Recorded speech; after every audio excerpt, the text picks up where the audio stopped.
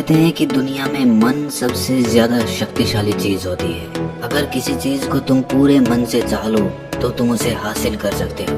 ये मैं नहीं कहता, ये सभी महापुरुषों का कहना है। लेकिन अगर ये सत्य है, ये सच है, तो जो हम अपने मन से चाहते हैं वो हमें हासिल क्यों नहीं होता है? भाई कोई भी इंसान अपने मन में दुख तो नहीं चाहेगा, लेकिन वो रहता तो दुखी है।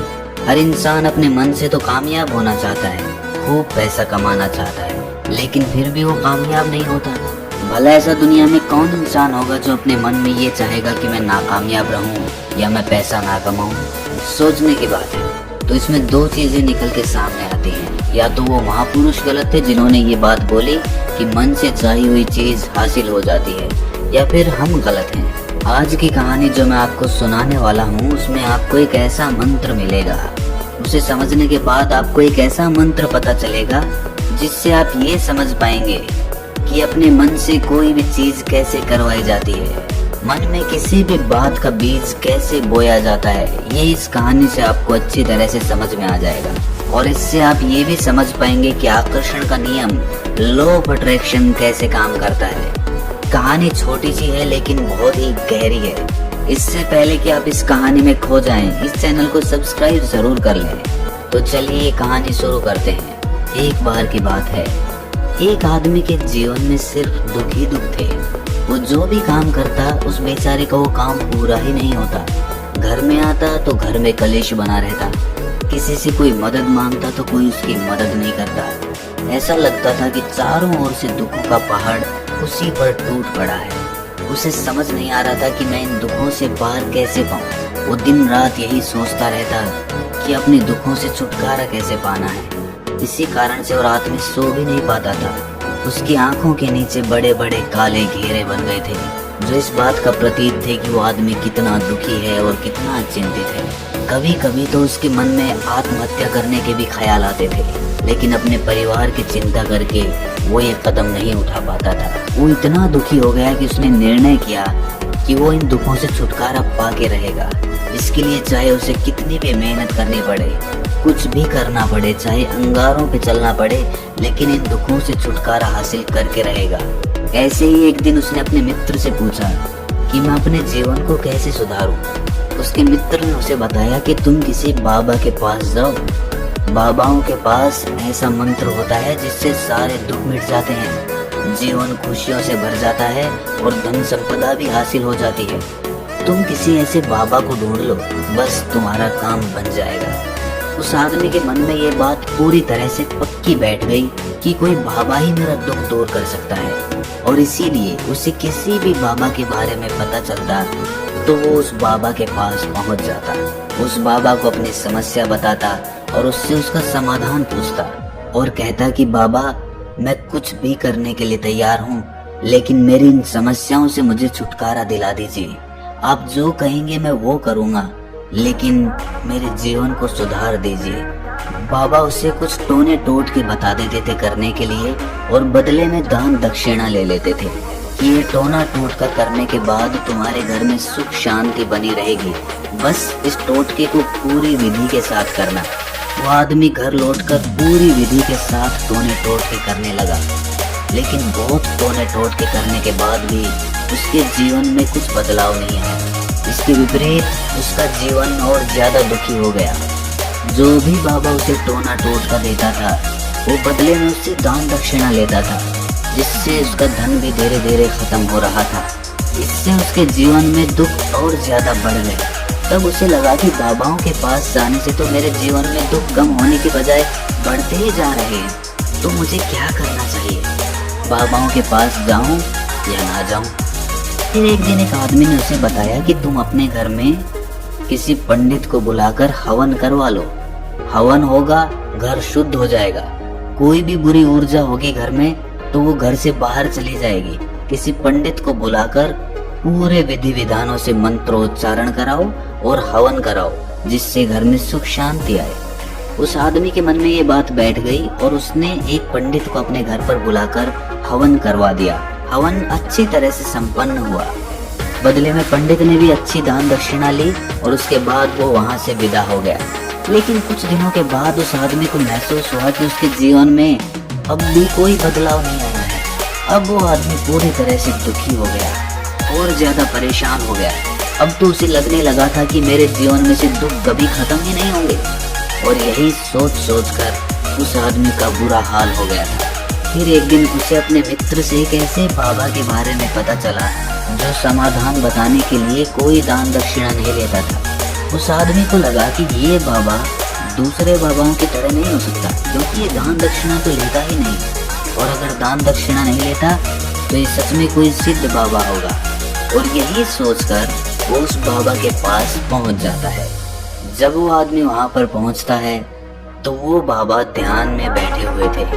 ये देखकर वो आदमी वहीं पर चुपचाप बैठकर ध्यान से बाहर आने का उनका इंतजार करने लगा। थोड़ी देर बाद बाबा ने आंखें खोली तो सामने एक दुखी और परेशान युवक को बैठे देखा। वो उसकी आंखों के नीचे काले घेरे देखते ही समझ गया कि ये आदमी अपने जीवन से कितना परेशान है। उसे संबोधित करते हुए बाबा ने पूछा कि बच्चा क्या चाहते हो, बाबा के पास क्या लेना है? उस आदमी ने कहा कि बाबा मैं अपने जीवन से बहुत परेशान हूँ। मैंने इन दुखों को दूर करने के लिए बहुत सारे रास्ते अपनाए, और वो तरकीब करके देखी जो किसी बाबा ने मुझे बताई, और वो काम किया जो किसी भी इंसान ने मुझसे करने को कहा, लेकिन मेरे जीवन में दुखों में कोई कमी नहीं है। बाबा इसके विपरीत मेरे जीवन में दुखों में बढ़ोतरी हो गई। मुझे समझ नहीं आ रहा है कि मैं क्या करूं। कभी कभी तो मैं आत्महत्या करने की सोचता हूं, लेकिन अपने परिवार की सोचकर मैं ये कदम नहीं उठा पाता। मैंने आपके बारे में बहुत सुना है बाबा, और मैं बहुत उम्मीद के साथ आपके पास आया हूँ। कृपया करके मुझे कोई ऐसा मार्ग बताएं जिससे मुझे अपने दुखों से छुटकारा मिल जाए। मैं अपने दुखों से छुटकारा पाने के लिए कुछ भी करने को तैयार हूँ। आप मुझे कोई भी रास्ता बताएं, चाहे वो रास्ता कितना भी कठिन क्यों ना हो, मैं उसको पार करके रहूँगा। बाबा ने महसूस किया कि आदमी तो सच में बहुत परेशान है। बाबा ने उसकी बात सुनकर कहा कि बच्चा, दुखों को दूर करने के लिए मंत्र ऐसे ही नहीं मिलते। मंत्र पाने के लिए कुछ करना पड़ता है। तुम कुछ कर सकते हो? ये सुनकर पहले तो उस आदमी ने सोचा कि ये बाबा भी मुझसे दान दक्षिणा ही मांगेंगे, लेकिन और कोई रास्ता ना पाकर उस आदमी ने कहा कि बाबा आपको जितनी भी दान दक्षिणा चाहिए मैं देने के लिए तैयार हूँ, लेकिन आपका मंत्र सच्चा होना चाहिए, वो पूरा होना चाहिए, उसका फल मुझे मिलना चाहिए। उसके बाद मैं आपको जो भी दान दक्षिणा लेना चाहते हो वो दे दूंगा। बाबा ने कहा कि दान दक्षिणा तो बहुत छोटी सी चीज है, मुझे वो नहीं चाहिए। इस पर वो आदमी सोच विचार करके बोला, तो बाबा मैं अंगारों पे भी चलने के लिए तैयार हूँ, आप मुझे बस आज्ञा दीजिए। बाबा ने कहा कि अंगारों पे चलने वाली छोटी चीज मैं तुमसे नहीं कराने वाला। मैं जो तुमसे कराने वाला हूँ वो बहुत कठिन मंत्र है, उसे पूरा कर पाओगे? बाबा ने कहा कि बाबा आप मुझे बताइए तो सही, मुझे करना क्या होगा, मैं कुछ भी करने को तैयार हूँ। इस पर बाबा ने उसे कहा कि यहाँ से जब तुम अपने घर जाओ तो रास्ते में अपने मन में ये दोहराते जाना कि मैं सुखी हूँ, मैं सुखी हूँ, मैं सुखी हूँ। बार बार अपने मन में यही दोहराना, और याद रहे जुबान पर ये नहीं आना चाहिए, ये सिर्फ मन में दोहराना है। ये सुनकर वो आदमी बोला, बाबा बस इतनी सी बात, ये तो मैं चुटकी बजा भी कर लूंगा, लेकिन इससे होगा क्या? बाबा बोले कि इस मंत्र को करके देखो, वैसे भी तुमने इतने बाबाओं के मंत्र किए हैं, तो इस मंत्र को भी करके देख लो। उस आदमी ने सोचा कि बाबा कुछ दान दक्षिणा तो ले नहीं रहे, और छोटा सा मंत्र है, इसे तो मैं कर ही लूंगा। वो बोला ठीक है बाबा, मैं ये मंत्र जरूर करूंगा। वो आदमी ये कहकर वहां से उठकर चलने लगा, लेकिन जैसे ही वो चलने लगा पीछे से बाबा ने बोला कि बच्चा एक बात याद रखना, जब तुम ये मंत्र अपने मन में दोहराओ तो तुम्हारे मन में बंदर के विचार नहीं आने चाहिए, बंदर का ख्याल भी नहीं आना चाहिए, तो ही ये मंत्र सिद्ध होगा। वो आदमी बोला मुझे तो आज तक बंदर का कोई विचार नहीं आया, तो अब क्यों आएगा? आप चिंता मत करिए बाबा, मैं बस मन में यही दोहराऊंगा कि मैं सुखी हूँ, मैं सुखी हूँ, इसके अलावा बंदर का कोई विचार मेरे मन में नहीं आएगा। ये कहकर वो आदमी वहां से चल गया। वो अपने मन में मैं सुखी हूँ, मैं सुखी हूँ ये दोहराता हुआ थोड़ी दूर ही चला था कि उसके मन में अचानक बंदर का ख्याल आ गया। बंदर का ख्याल एक बार आया और चला भी गया, लेकिन उस आदमी ने सोचा कि आज तक तो मुझे बंदर का कोई विचार नहीं आया, ये आज बंदर का विचार क्यों आ गया। और ऐसे करके उसने उस बंदर के विचार को पकड़ लिया। वो ये भूल गया कि मुझे क्या मंत्र दोहराना है और वो बंदर के बारे में सोचने लगा। जब थोड़ी देर बाद उसे फिर से होश आया तो वो फिर से अपना वही मंत्र दोहराने लगा जो बाबा ने उसे बताया था, मैं सुखी हूँ, मैं सुखी हूँ। लेकिन अचानक से उसे सामने एक बंदर दिखाई दिया और ये देखकर उसके मन में फिर से बंदर का विचार उठ गया और वो अपने अंदर से इस विचार को बाहर खींचना चाहता था। वो चाहता था कि मेरे अंदर किसी भी तरह बंदर का विचार ना आए, लेकिन उसे तो सामने बंदर ही दिखाई दे गया। ऐसे ही जद्दोजहद करते करते वो घर पे पहुंचा और घर पे पहुंचने के बाद अपनी पत्नी को कहा कि हे बंदरिया, मुझे खाने में बंदर परोस दो। और जब उसे एहसास हुआ कि उसने क्या बोल दिया तो वो अपने बाल नोचने लगा और दीवारों में सर मारने लगा कि आज तक मुझे बंदर का कोई विचार नहीं आया और आज मुझे ये क्या हो गया है कि मुझे हर जगह बंदर ही बंदर नजर आ रहे हैं, ये कैसी माया है।